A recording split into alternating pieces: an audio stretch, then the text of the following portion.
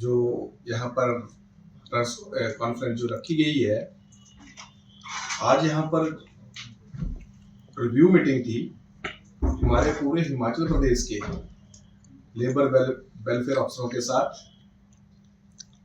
उसमें 3 महीने की जो रिव्यू मीटिंग है हम लेते आए हैं, उसकी रिव्यू मीटिंग आज ली गई है।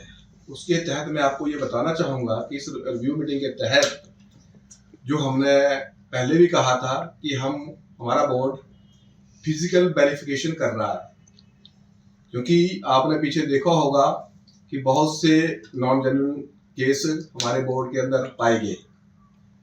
तो उसके बाद बोर्ड ने ये डिसाइड किया, बीओडी ने ये डिसाइड किया कि अब फिजिकल वेरिफिकेशन होगी और उसके बाद उनके क्लेम जो है वो जारी किए जाएंगे। तो जैसे जैसे फिजिकल वेरिफिकेशन होती जा रही है, पिछले दिनों भी बोर्ड ने अपने दिसंबर 11 तारीख को जब सरकार के 3 साल पूरे हुए तो माननीय मुख्यमंत्री ठाकुर सुखविंदर सिंह सुक्खू जी ने लगभग 4000 श्रमिकों को जो है 15 करोड़ रुपए जो है आरटीजीएस के माध्यम से उनके अकाउंट में गए। उसमें 20 ऐसी महिलाएं थी जो माननीय मुख्यमंत्री ठाकुर सुखविंदर सिंह सुक्खू जी ने विधवा नारी, एकल नारी और दिव्यांग नारी जो उन्होंने कैबिनेट में पास कराया था कि इनको घर के निर्माण के लिए हम 3 लाख रुपया देंगे। तो इस बात को अमली जमा पहनाते हुए मुख्यमंत्री जी ने पहली किस्त जो है वो इन महिलाओं को जारी की, जो विभिन्न जिलों की उस दिन आई हुई थी। इसके साथ साथ जो फिजिकल वेरिफिकेशन का दौर है वो अच्छी प्रगति कर रहा है। और पिछले दिनों भी वो बच्चे गोवा गए हुए थे, विभिन्न स्थानों के ऊपर वो घूमे, भ्रमण किया उन लोगों ने और एंजॉय किया। अब पूरे हिमाचल प्रदेश के अंदर जो बहुत बड़ा डिसीजन माननीय मुख्यमंत्री ठाकुर सुखविंदर सिंह सुक्खू जी ने लिया है और उनकी जो करुणामयी सोच अपनी सोसाइटी के प्रति है, अब उन्होंने ये कहा है कि जितने भी हिमाचल प्रदेश के अंदर दिव्यांग बच्चे हैं वो अब सब सुख आश्रय का हिस्सा।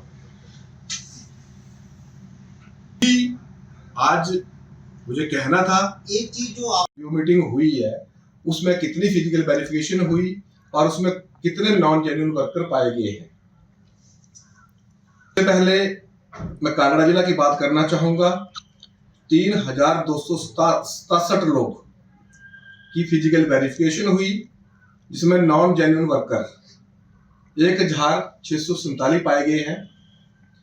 उसके बाद सिरमौर की फिजिकल वेरिफिकेशन हुई, वहां पर 561 लोगों की वेरिफिकेशन हुई और 5 नॉन जेन्युइन वर्कर पाए गए हैं। रामपुर में 850 लोगों की फिजिकल वेरिफिकेशन हुई, जिसमें 7 लोग नॉन जेन्युइन पाए गए हैं। चंबा में 1015 लोगों की फिजिकल वेरिफिकेशन हुई है, जिसमें 15 लोग जो हैं नॉन जेन्युइन पाए गए हैं। इसी तर्ज पर हमीरपुर के अंदर 2067 लोगों की फिजिकल वेरिफिकेशन हुई, जिसमें 500 लोग जो हैं नॉन जेन्युइन पाए गए हैं।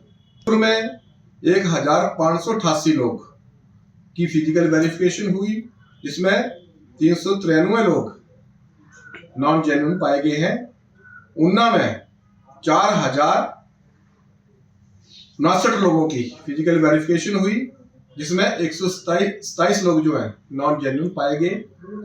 सोलन में 569 लोगों की फिजिकल वेरिफिकेशन हुई, जिसमें 17 लोग नॉन जेन्युइन पाए गए। शिमला में 711 लोगों की फिजिकल वेरिफिकेशन हुई, जिसमें नॉन जेन्युइन 13 लोग पाए गए।